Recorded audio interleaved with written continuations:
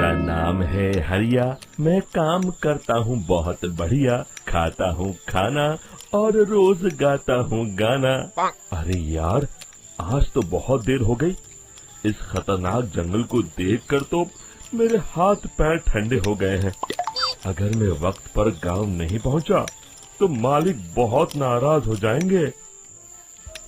तभी हरिया को एक आवाज सुनाई देती है। सुनिए हरु जी। अरे, ये आवाज किसने दी?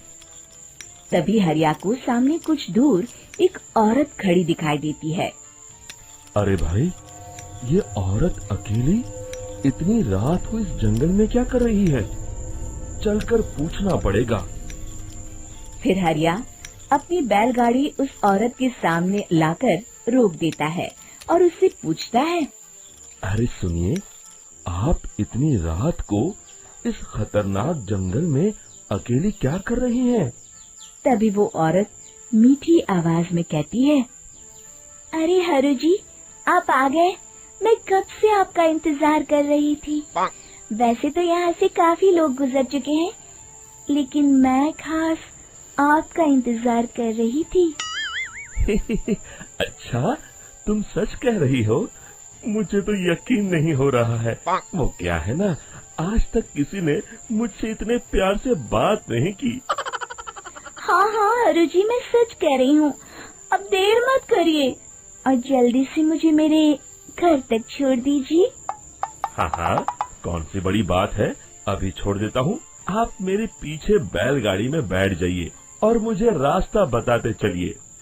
फिर वो औरत हरिया की बैलगाड़ी में बैठ जाती है और हरिया बैलगाड़ी हाँकता हुआ आगे चल पड़ता है। फिर उस औरत के बताए हुए रास्ते पर चलते चलते हरिया बैलगाड़ी लेकर एक काली गुफा के आगे आकर रुक जाता है। हरिया उस औरत से पूछता है।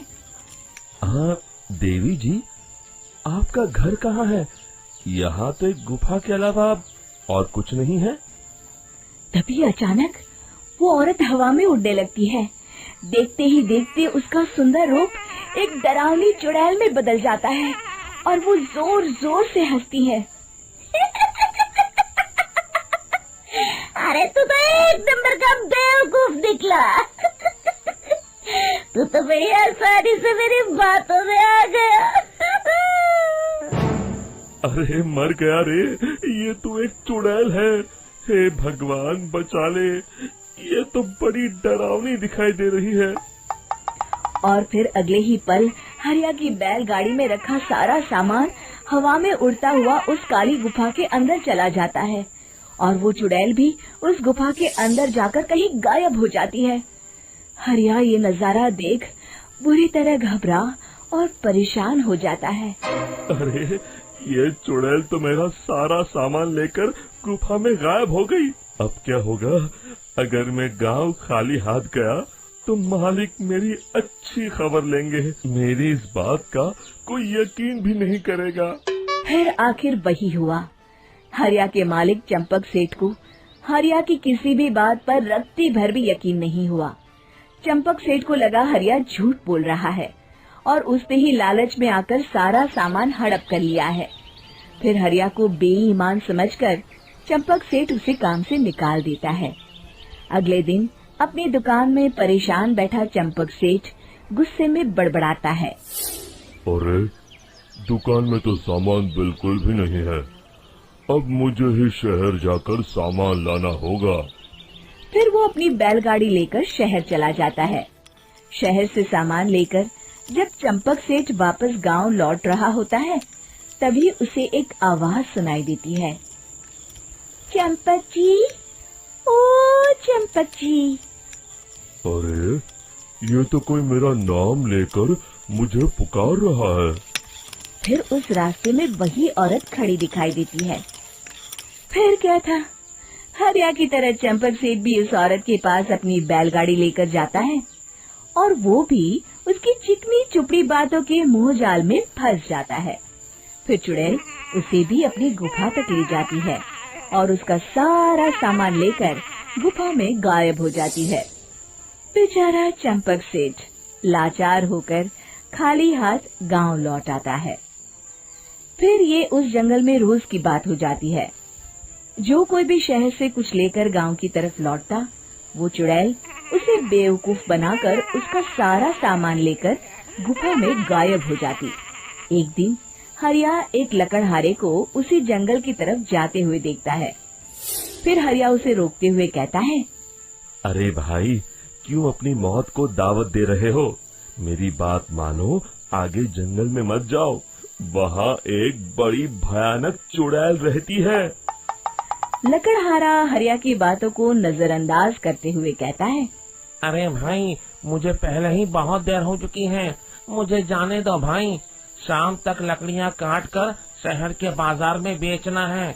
तुम अपनी ये कहानी किसी फुर्सत में बैठे इंसान को सुनाओ, मैं तो चला। इतना कहकर लकड़हारा वहाँ से आगे जंगल की तरफ चला जाता है। फिर अगले दिन गांव के मुखिया के घर के बाहर बहुत सारे लोग जमा हो जाते हैं। तभी हाथ में कुल्हाड़ी लिए खड़ा लकड़हारा कहता है, अरे मुखिया जी, अब आप ही हमें बचाइए उस जंगल वाली चुड़ैल से।